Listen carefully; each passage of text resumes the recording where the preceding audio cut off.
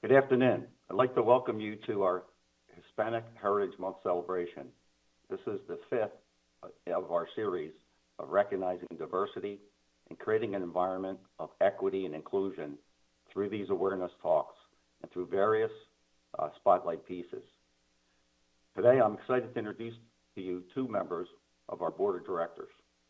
We are very fortunate to have a board of directors that is comprised of amazing, accomplished leaders that, quite frankly, are going to be written about in history books for years to come. Kim Casiano and Ellen Ochoa are two of them, and they exemplify the caliber of each and every one of our board members.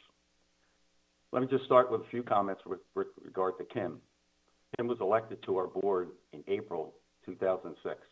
She currently serves as the chair of the Product and Marketing Committee and also serves on the Executive and Audit Committee.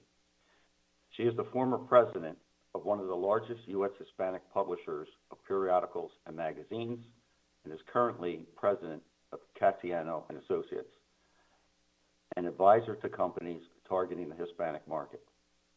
In 2003, Kim was elected to Ford Motor Company's board of directors, becoming the first Hispanic woman to serve on a Fortune 100 top 5 corporate board. Kim is also a founding member of the board of directors of the Latino Corporate Directors Association and of the Global Alumni Board of Harvard Business School. In 1981, Kim earned a master's degree in business administration from the Harvard Business School, at which time she became the youngest woman to receive an MBA from Harvard. Over the next hour, you're going to hear a lot more about Kim, so I'm going to stop there. And I'm not going to go into any further detail about her amazing life and career. Now, just a few comments about Ellen as well. Ellen was appointed to our board in June of 2017 and currently serves on the nominating and product and marketing committees. In 1993, Ellen became the first Hispanic woman to go to space, flying aboard a space shuttle discovery mission.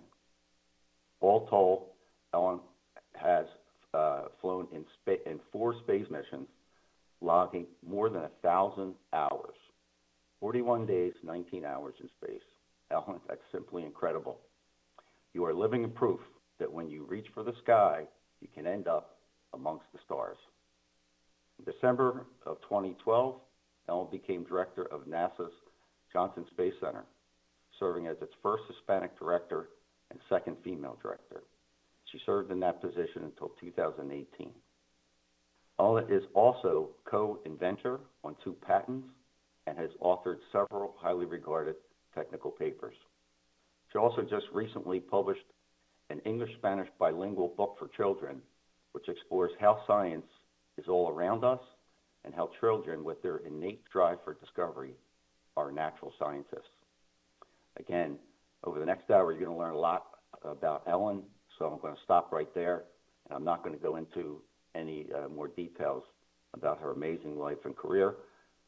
You will have an opportunity to, and you should, check out her amazing new book that she just published. In closing, I just want to say how grateful we are as a company to have Kim and Ellen on our board and for the perspectives that both of you bring to our board and to me.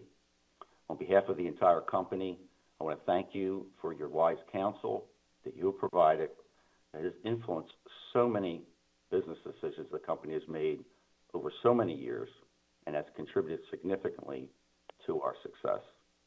It is very much appreciated by everyone in the company. I am very excited to hear both Kim and Ellen's perspectives this afternoon. These are the types of conversations that help all of us learn and grow as leaders. Having said those remarks, I encourage you to listen carefully and to write down any questions you have for Kim and Ellen, which they will be answered towards the end of the program. Before I turn the program over to Tara, Kim, and Ellen, I want to thank several people who worked hard on putting this event together. I hope I capture everyone. If I leave you out, please don't take any offense. But certainly Tish Cash, Anita Walker, Deb Cruz, Steve Ortiz, Paula Zamora, Rosalie Urbez, Kim Hughes, Amina Camille, and Carlos Toropi. And of course, I want to especially thank Tara Favors, who is going to moderate the rest of the discussion this afternoon. So at this point, I am going to turn over the program to Tara, Kim, and Ellen for the discussion. Thank you. Thank you, John. And honestly, he doesn't have to thank me. I have to tell you that I am so excited about interviewing the both of you that, I mean, this is, for me, this is joy. So I thank the both of you. As John said, this is the fifth in a series of conversations that we've had recognizing Diversity, Equity, Inclusion Awareness Month. And when we were thinking through what we were going to do or who we were going to talk to, the first thing that came to mind is the both of you. I mean, the title of the session is Latina Trailblazers, and we have that in our midst. And I always feel like before you go outside, you should look to family first. So thank you. So I figure we're going to just we have a bunch of questions, topics to go with, but I thought the best thing to do was to just start with your stories. I think stories really do engender people to each other. We figure out where we have commonalities, and we have more commonalities than we don't. And that's actually the beauty of these months, is to remind us that those who are underrepresented really do look and feel like everybody else. We just need to make sure we highlight their stories. So I'm going to ask Kim first, and then Ellen, same question. Tell us a little bit about who you are. What's your story? Where were you raised? How did you kind of walk into the careers that you're in? And a little bit of what does it feel like to be the first? There's such a societal pressure around being the first in your respective areas. What was that like? Who were your supporters? Who were your naysayers? Tell us a story. Kim? Thank you, Tara. It's a pleasure. It really is a pleasure to be here. My story starts as the daughter of two very poor Puerto Ricans from the South Bronx in New York. My father's father had abandoned him, his sister, and his mother when he was a young boy. My grandmother spoke no English, and she washed and ironed other people's clothes to make a living for her two children. My father told me many stories of times they would get evicted and actually would sleep in alleyways with their few belongings. He never graduated from high school, and suffice to say that when I was a child and he had a bathing suit on, I would actually count the knife wound scars on my dad's body from gang fights when he was growing up. So at 16 years old, my dad forged a birth certificate and joined the Marine Corps. My mom was blessed as the only child of two adoring parents. My grandparents scraped and saved so that my mom could go to State University of New York Teachers College. And my parents were married when they were both 20 years old. In the Marine Corps, my dad learned a trade, which was photography, and afterwards, when he was discharged, got a job as a messenger boy in a film studio in New York City. And after working his regular hours, he used to stay after hours and come in on weekends without pay to learn special effects and film editing. And one day he decided that he was going to start his own business, and he scraped together money from different relatives. But it turned out that his bosses at the company, the industry was a Jewish industry, and his Jewish bosses had seen this Puerto Rican young man coming in on weekends and working late, and they asked him why he was resigning from the company. And when he said he was going to start his own business, they invested in his business. So in the 1960s, after years of working 80-hour work weeks, my dad's company grew. He had offices in London, Hollywood, New York, and Israel. He took his company public, then sold it. So essentially in 20 years, my dad had gone from living in a tenement in the South Bronx to living in a 14-room duplex apartment on Park Avenue and 74th Street in New York City. Wow. So the word perseverance is really exemplified by my parents. They knew extreme poverty when they were children, and they really understood the importance of giving back. So from the time I was very young, I saw them giving back to the community. And in the 50s and 60s, my parents were among the few Hispanics anywhere in the United States who had made it and were in a position to help others, which they did in many ways. Like so many Latinos, our home was bilingual and bicultural. And the mantra of my childhood was get the best education that you can. It's the only thing that no one can ever take away from you. So most importantly, my parents never in any way limited my ambitions, imposing gender stereotypes of what was considered an appropriate goal for a girl growing up in the late 1950s and 1960s, and going to college in the 1970s. So when I decided that I wanted to study at an Ivy League college in the 1970s, they didn't blink an eye. They said, go for it.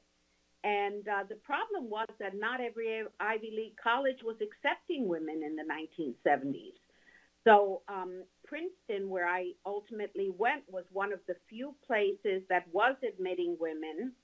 And so I entered Princeton when I was 17, graduated with high honors, and then went to Harvard Business School, which was the only MBA program I applied to. I knew I wanted to go there, and if I didn't get in, then I wouldn't go to business school. So after Harvard Business School, I started working as a consultant at the U.S. Department of State Agency for International Development, and they sent me throughout South America, Central America, and the Caribbean, working on economic development, trade, and investment promotion projects, and it was fascinating work. And on a business trip, I met my future husband, Juan Woodruff, who grew up in Peru, Colombia, and Mexico, and at the time was living in Washington, D.C. We got married. We made Puerto Rico our home base because we knew that the day we had children, we wanted them to grow up fully bilingual in all three disciplines. We did not want them to just learn to speak Spanish. We wanted them to learn to write it correctly, read it, understand the body of literature, the culture. So for several more years, my husband Juan and I lived out of a suitcase and traveled on behalf of the U.S. Department of State, but that was not conducive to starting a family. So I joined my family's business, spent 22 years there, 15 years as president. And like John mentioned, it became one of the largest U.S. Hispanic publishers of magazines and periodicals, a company which we later sold.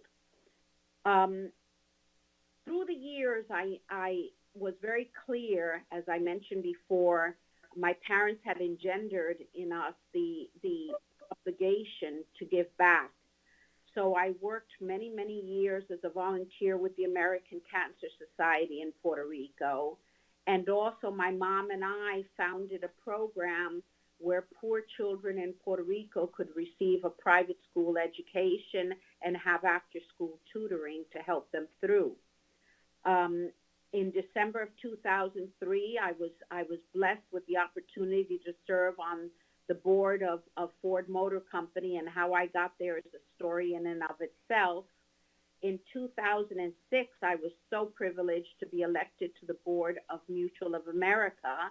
I was nominated by Clifford Alexander, may he rest in peace, who was our lead director for many, many years. And Cliff and I had met each other at the U.S. Chamber of Commerce and also in Puerto Rico. I also have served on the board of Mead Johnson Nutrition Company, which is a global pediatric nutrition company. Juan and I have been married for 38 years. We have 3 children who are healthy kind, hardworking, open-minded adults, and we've tried to raise them with unwavering integrity and a keen consciousness of making the world a better place. You asked, Tara, how I dealt with the pressures of being first. When I was 15 years old and I decided I wanted to go to a top Ivy League college, as I mentioned, there were many that did not even have the space for a woman, never mind a Latina. So when I entered Princeton in the 1970s, I was one of the first women there, and especially Latina women. I coincided with Supreme Court Justice Sonia Sotomayor at the time I was there. And there was something called affirmative action in full force. And it was a way of helping minorities get into universities. But I think a misconception was that it was letting minorities without merit get in. So a day did not pass at Princeton when somebody or other would say to me how lucky I was that affirmative action existed so that I could get into Princeton. Or they would say to me, boy, you're so lucky you can check off 2 boxes, woman and Latina. And because of those comments, I asked my parents to mail me, at that time U.S. Post Office was the only option, to mail me my SAT scores. And I walked around with them in my purse. And whenever someone would make a comment like that, I would very patiently, with a smile on my face, pull out my SAT scores and say, these were my scores, what were yours? Were yours, right. So then when I went to Harvard Business School, there was like 14 men for every woman. As John mentioned, I was the youngest person in my Harvard Business School class. So I know a lot about the, let's call it unconscious bias, in some cases discrimination, but unconscious bias that women and Latinas, who were much, much more scarce than they are today, what they experienced back in 40, 50 years ago. I know what it is to constantly be the only woman in the room. I'm sure Ellen knows that too. To constantly be the only Latino in the room. And it taught me 2 very important lessons. The first one was never to have a chip on my shoulder because I'm a woman or a Latino and somebody makes an ignorant or stupid comment. I never let people get my goat. And if I answered in an absolutely calm and rational tone, armed with facts. For example, my SAT scores. Here they are, end of conversation. The important thing is not to have a chip on your shoulder, not lower yourself to the level of other people. Second, merit, not entitlement, is the key. It was lonely for me back in the 1970s when I began on a path that was really little traveled by women and much less Latina women. And I focused on merit, on earning my way. And I believe it's essential that we seek advancement because of merit, because we have worked for it, and not because we think anything is owed to us. We must erase any thought of entitlement. I can't stress this point enough. Merit must be the reason. You don't want to be where you are because of tokenism or because of some feel-good program simply because you're a woman or a Hispanic. So the world owes you absolutely nothing, and answer your naysayers with your achievements. Answer with your years of experience and answer with merit. Yeah, thank you. And Ellen, I have to imagine that you have commonality amongst the story, and I'm going to add in, because talk about being amongst an elite group, a small group. There have only been 550 people who have ever gone in space. Only 339 of them are U.S. citizens. So tell us your story and tell us a little bit about that experience for you. Well, thanks, Tara. It's really nice to be here today to talk with you and all the employees. And Kim, I found out more about you today than I knew before, and it was fascinating listening to your story. I'll just briefly mention that my dad's parents were from Mexico. By the time my dad was born, he was the youngest of 12. They had moved to California. and he was able to go to college tuition free by getting an appointment to the Naval Academy. And my mom didn't go to college when she was young, actually didn't even finish high school because she had some medical issues. But later on, after she was married, got her GED, and then she would take one class a semester at our local university. So I saw her do that, the whole time I was growing up, and she finally got her college degree about 2 years after I did. So she was always talking about learning new things, and we saw her doing homework, and I think we all just assumed that was the natural thing to do. I was 11 when the Apollo 11 astronauts landed on the moon. Of course, I was watching. Everybody was watching, everybody in the country and even around the world. But at that time, nobody would have turned to an 11-year-old girl to say, hey, is that something you want to grow up and do? There weren't any women astronauts, no astronauts of color. And it just wasn't, it was one of many careers that weren't open to women at that time. Even in high school, I guess maybe because I didn't know any scientists or engineers, I never really thought about studying that. Music was probably my big subject. I was in the concert band and marching band and California All-State Honor Band. That was kind of my thing. But I did like math. And so then I went to our local university, San Diego State. It was only 6 or 7 miles from our house, so I just lived at home. And I know this is hard to believe, but at that time, the state schools did not charge tuition. And I was even able to get a small scholarship from the school that covered, the fees like books and health fees and all of that kind of stuff. So when I went there, I joined some of the music groups, and but I did end up taking more math, something that I had done in high school. And it was really almost 2 years in when I thought, well, maybe I should investigate some of the subjects that are using the math that I'm studying.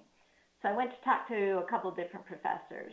One was in the electrical engineering department, and it was clear he was not at all interested in having me in his department. He said, well, we had a woman come through here once, but, it's a really difficult course of study, and I don't know if you'd be interested in it, which was interesting because I had made the appointment to actually find out more about it. Right. But then I got, fortunately, a much different reception from the physics professor I went to talk to. He was glad to hear I was interested in physics.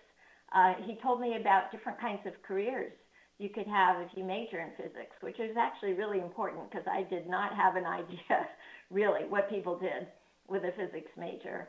And then he did ask how much math I had, and I told him I was finishing up the calculus series, and by the way, I had the highest grade in the class. And he said, well, that's great because you've already learned the language of physics, and if you start into our classes next semester, you can focus on the concepts, whereas most of the students will be trying to learn those two things simultaneously. So I think you do really well. So you can imagine after those two conversations, I thought, well, I'll give physics a try. And I did end up majoring in physics and minoring in math.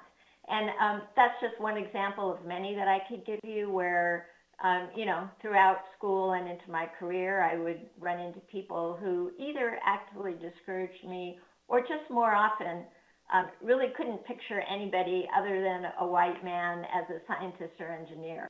But on the other hand, I always had people who were also supporting me, whether it was my family, friends, supervisors, colleagues. I was fortunate to have that along the way as well. So as a physics major, a couple summers, I was able to get, an internship or a fellowship where I had the chance to do research. And in fact, there was a woman research staff member that I worked with one summer at Los Alamos National Lab. And she was the one that first talked to me about graduate school. She said if I was really interested in research, that is where I needed to head. And so I did end up going to graduate school. I was able to get a fellowship from Stanford, from their School of Engineering. And during the first year there, while I was getting my master's, near the end of that year is when the space shuttle flew for the first time. And that was a very different kind of spacecraft that had ever flown before. Had a lot of different capabilities, but certainly a lot of what it was going to be doing was scientific research in space. You could actually put a whole scientific laboratory inside the payload bay of the shuttle and use it during the time that the shuttle was up. So that really piqued my interest because kind of combined what I was already headed for, being a research engineer, along with the excitement of human space exploration. And then 2 years later, I'm now in the middle of getting my PhD, and Sally Ride flew. And that was, of course, a huge milestone, first American woman in space. And she'd also been a physics major like me. She'd also gone to Stanford, where I currently was. And I think I really needed to see all those things in common for me to, actually get the idea that maybe this was something that I could do. So I decided to send in my application to NASA as soon as I got my PhD. But NASA doesn't do a selection every year. They kind of collect up all the applications they get, and then every 3 or 4 or 5 years, just depending on when they need new astronauts, they'll go through them and do a selection. So I didn't actually expect to hear anything back from NASA, maybe even ever. I mean, thousands of people send in their applications. So I got a job as a research engineer at a Department of Energy lab. And then a couple years later, I did get a call from NASA. They were going to be doing a selection, and I got a chance to go to Johnson Space Center and interview. And I wasn't selected that year, but NASA encouraged me to keep my application updated for whenever they would do another selection. And I didn't really see that as any kind of failure because, first of all, the odds are really small.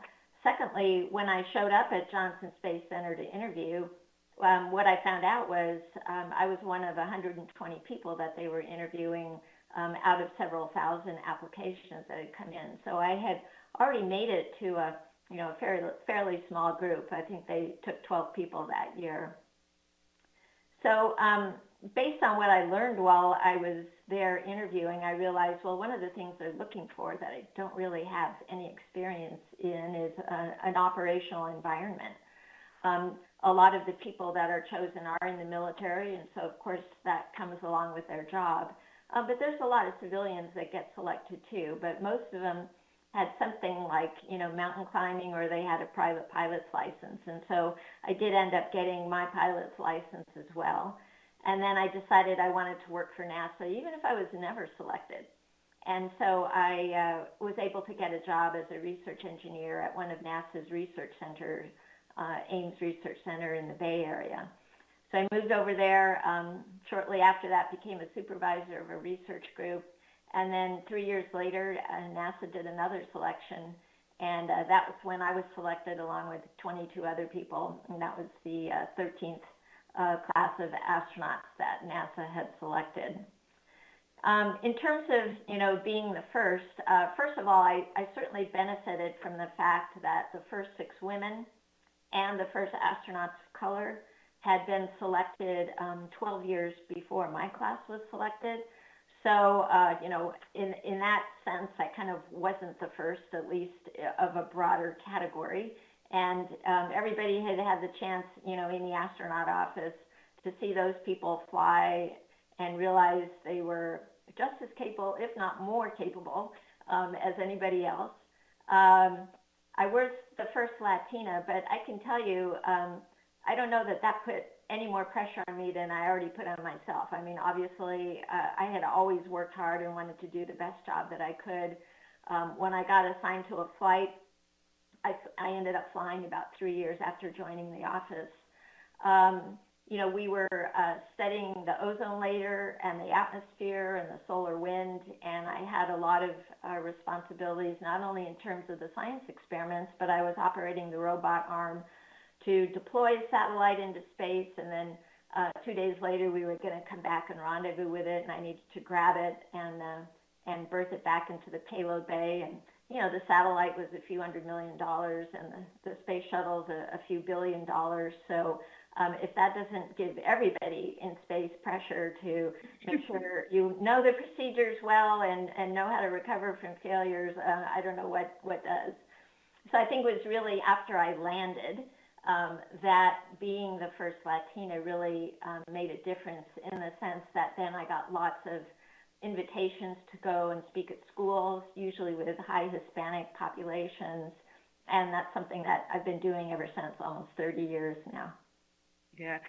I take away so much from what both of you said, the spirit of perseverance, the importance of kind of establishing who you are and believing in it, because you may or may not get people to support you going through it. I mean, the importance of having someone invest in you, or Kim, the person who invested in your father's business, who saw it, the person, Ellen, who invested in you and said, please come take my classes. They are the fortitude, I think, that we have to be able to have to be able to move forward. I feel like we're going to have questions, but from people, so I'm not going to ask you what it's like to float in space, because I feel like someone's going to ask you that. So, but I briefly want to ask you, kind of both of you, two questions before we go to Q&A. Kim, for you, so you both are obviously members of the board. I imagine that many of the members of our Mutual of America family don't know much about what the board does. John referenced that you're someone who sits on some of our committees. Can you just briefly describe, what does a board member do? What's your relationship with John? Either for Mutual of America, you obviously have you obviously were one of the first people to be put on a Fortune 500 board, so you have experiences not just with us, but also with public entities. What does a board member do? Well, first, it's really an honor to be a member of the board here at Mutual of America. The duty of directors is to oversee the strategy, operations, finances, and integrity of the company, but without getting into the micromanagement of the company.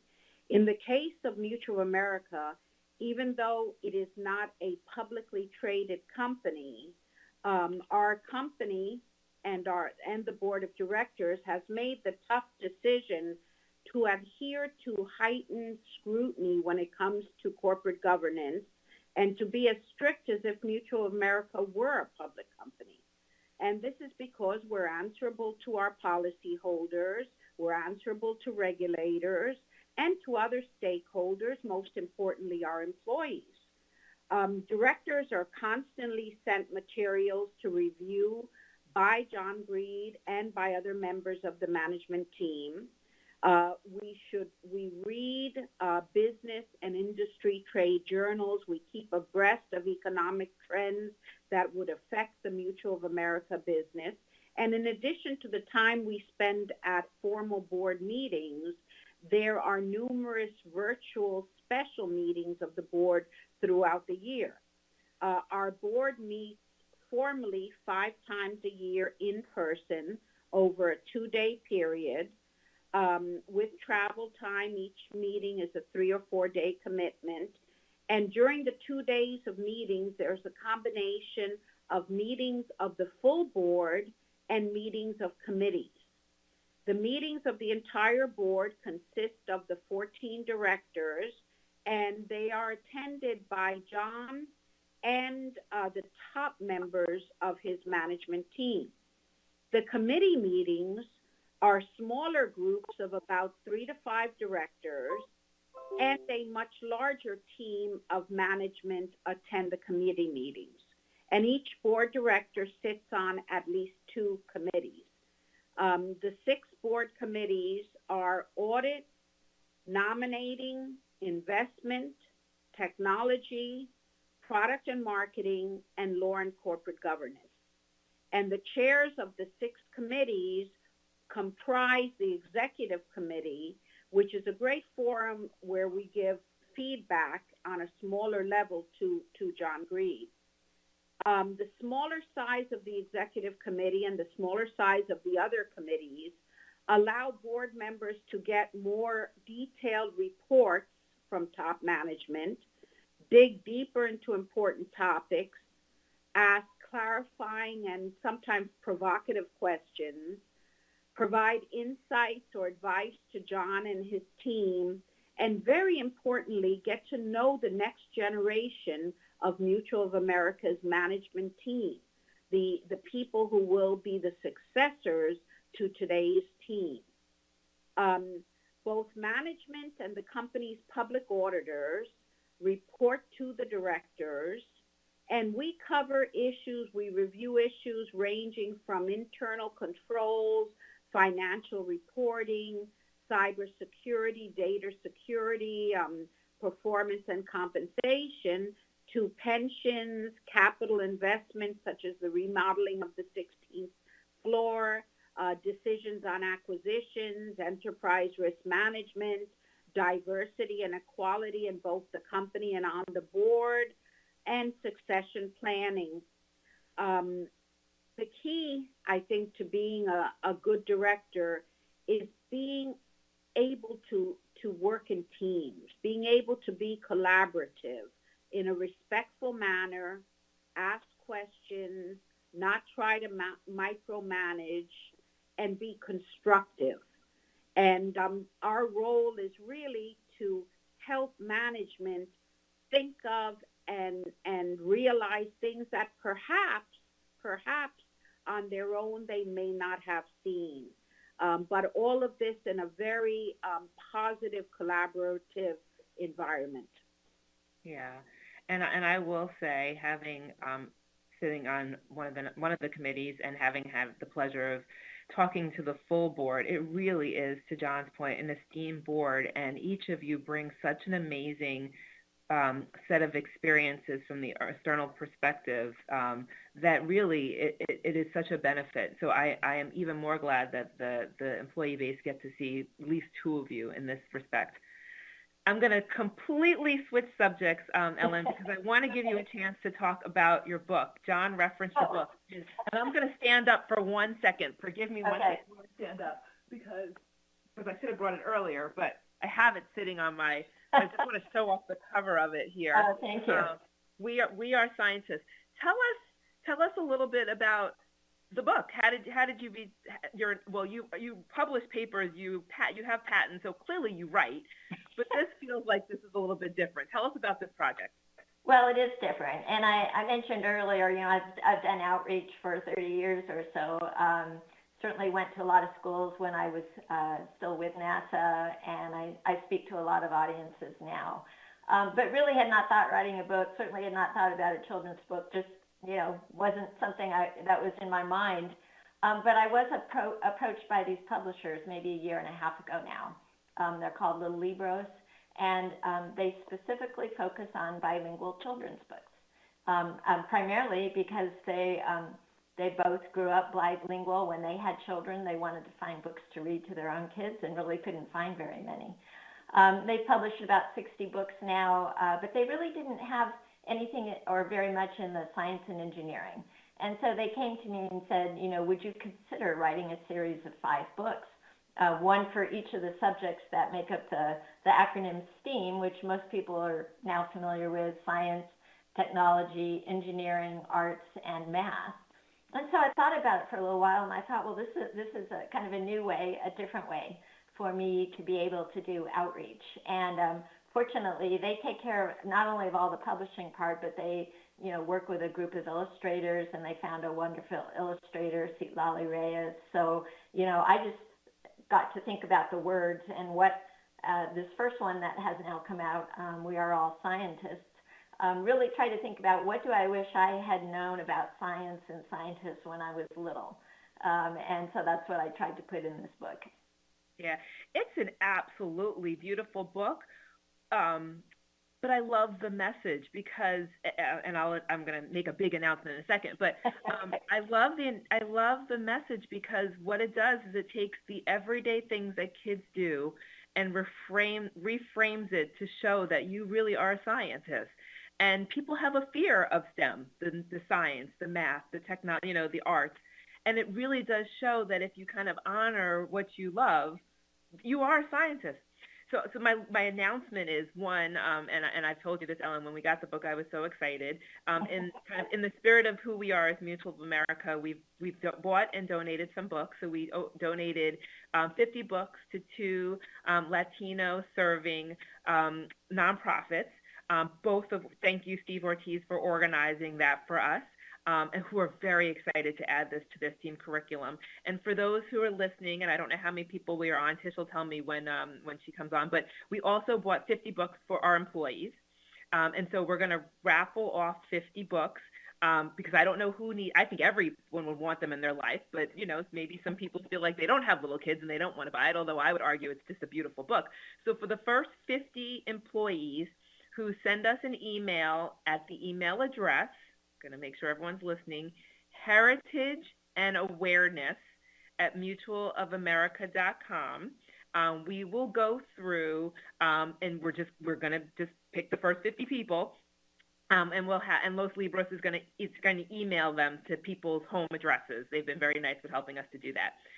So I'll say it again, and I think it's also in the chat. Heritage and awareness at mutualofamerica.com. The first 50 people to write us will get a copy of your book. So I'm going to bring Tish Cash on, who is our new head of talent, or is not new to the firm, but in a new role as the head of talent management and diversity, equity, inclusion, and she's very instrumental in putting these on. I'm going to invite her on because I think she's going to help us to do a bit of Q&A. So Tish? Hi, thank you, Tara. Thanks again to both of you, Kim and Ellen. It's been a pure joy for me listening in and being educated in both of your backgrounds, the influences that you've made, and I know we've had some very similarly interested viewers that are attending. In terms of the Q&A, before I do that, if I can just verify that everyone is able to see, I did enter the email address, heritageandawareness@mutualofamerica.com. In terms of questions, I'd like to field one that came in. I believe this is for Ellen. As commander, were there any women under your command that you inspired to follow in your footsteps? So I think maybe you're talking about me being the director of Johnson Space Center. And so I was in that position for about 5.5 years. We have about 3,000 civil servants there and maybe another 7,000 contractor employees who work there. So really an amazing workforce. And we absolutely had a big focus on inclusion and innovation and really trying to make sure that we had an inclusive environment. I think that's so important for employee engagement. You want everybody to feel respected and valued, and you want to get the advantage of having many different perspectives.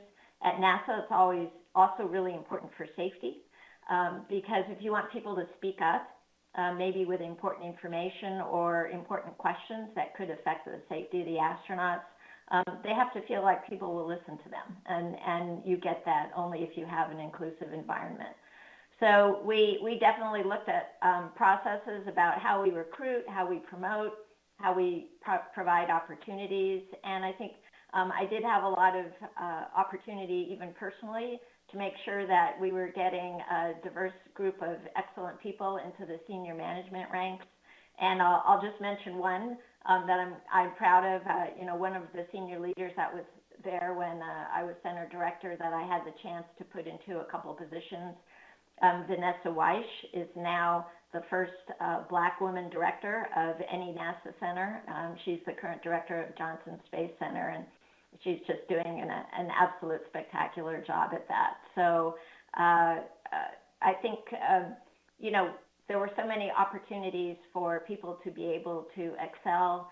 So it was really trying to make sure that we had the processes that, as Kim talked about, try to mitigate unconscious bias, which we all have, so that we can, give everybody the opportunity to get training and to advance. Thank you so much for that. Before I continue with some questions, just to clarify, I do see one person asking about the ways to participate in the book raffle. The email address is noted. Reply to that email address with your interest, heritageandawareness@mutualofamerica.com. The next question for Kim. Is there any issue that is always discussed but never resolved or remains pending? I presume that to be related to your board participation, but if you can answer that question, please. Sure. We always discuss internal controls, especially as they relate to financial reporting. And that's something that there's never an end to that. That's at every single meeting.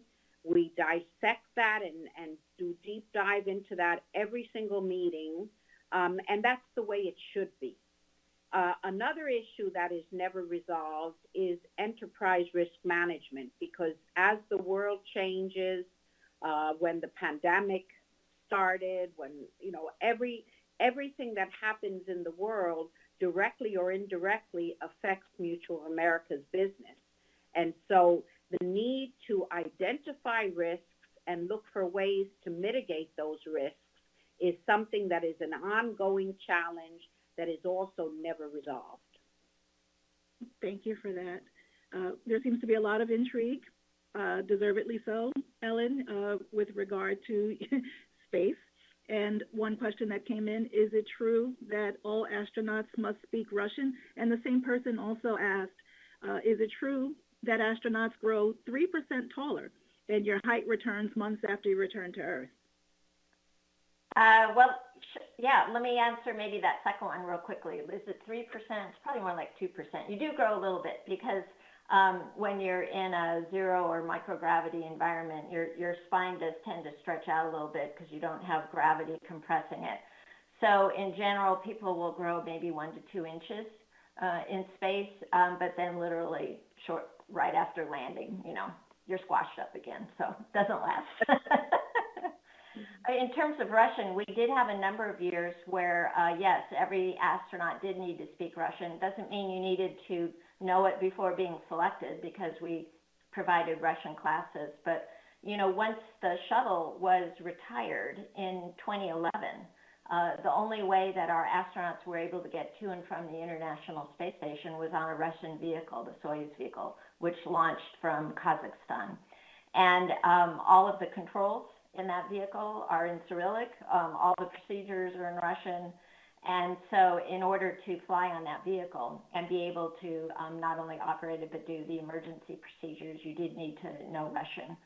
And so that was what that was for. Now, we occasionally still have one of our astronauts fly on the Soyuz. In fact, maybe a week ago, one of our astronauts, Hispanic astronaut, his family's of Salvadoran background, Frank Rubio, flew with 2 cosmonauts on the Soyuz vehicle. And just yesterday, we had another crew launched to space. And of course, now we are using the SpaceX Crew Dragon, flying from Florida again. We've been doing that, I guess, since about 2020.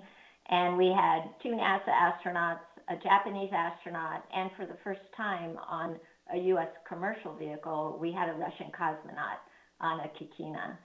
So the reason that we're trying to still occasionally fly an American on a Russian vehicle and a Russian on an American vehicle is really for resilience, because something could happen that would ground one of those vehicles for a certain period of time while we're looking into an issue. And we want to make sure that we can always have both astronauts and cosmonauts on board the International Space Station. So that's why we have that agreement. Okay, perfect. Thank you both once again. I haven't seen any additional questions. I want to make use of the remaining time, about 5 minutes, and turn it over to Tara in case she had another question for both of you. Thanks again. I don't have another question, but I will make a comment. I look at the commonality of the stories that you spoke about, and people who have heard me speak here probably hear me talk about my mom, my parents, my mother, primarily raised by my mother, who was an immigrant here, didn't finish her education, didn't have an opportunity to finish her education, but really worked to ensure that I did.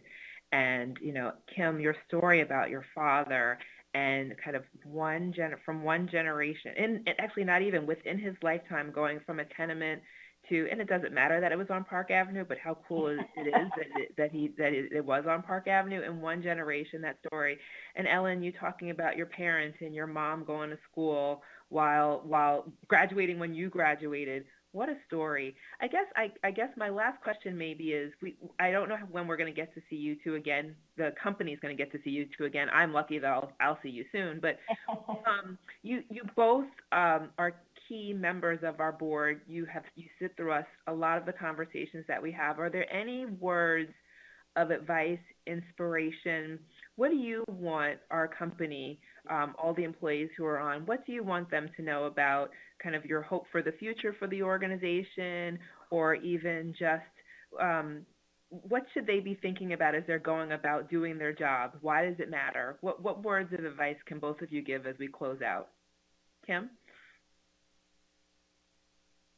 Mutual America has undergone an incredible transformation these last few years, especially with regard to the introduction of technology.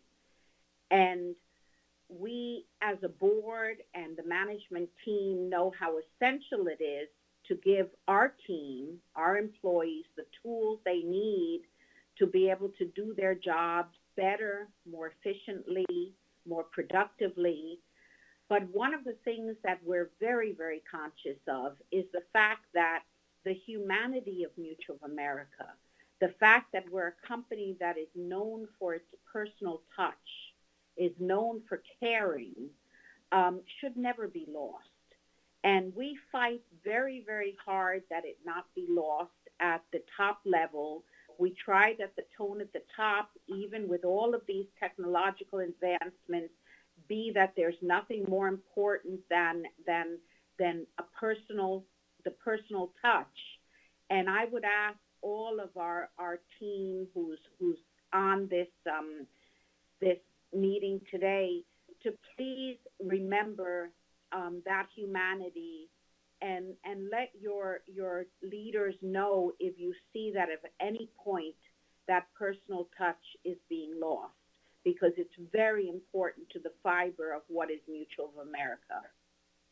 Yeah. Ellen? Oh, well, I don't know that I could say it any better than Kim. I was thinking a similar thing, and I'm also on a public company board like Kim is, and they sort of talk about shareholder capitalism and stakeholder capitalism. And I'm in the stakeholder camp, which means you think beyond either your shareholders or, in Mutual of America's case, your policyholders. And you think about the other constituencies that really matter to the long-term sustainability of the company, which are your employees, the companies that you work in, maybe suppliers or vendors, things like that, and really try to consider all of those. And I think, not that it's my book, but the fact that you all thought about, hey, we're going to donate some of these books to nonprofits, and we're going to give our employees a chance to get them. I mean, to me, that's just an example of how Mutual of America thinks about all of the constituencies that matter to that company. And that was, that was the reason I joined the board here, and that's what I really want to make sure we see continue. I 100% agree with both of what you said. On behalf of everyone that's on the call, John, who is no longer on camera but is still watching, the management committee, the employees, our clients, I thank you both for spending the time with us. I thank you for your service to us. I thank you actually more broadly for your service to the country. I think both of you have done so much to move the case forward, not just for women, not just for people, Latinas, but just for kind of the human race. So I appreciate that you made the time to do this. And with that, I'll just say thank you, and I'll end the call.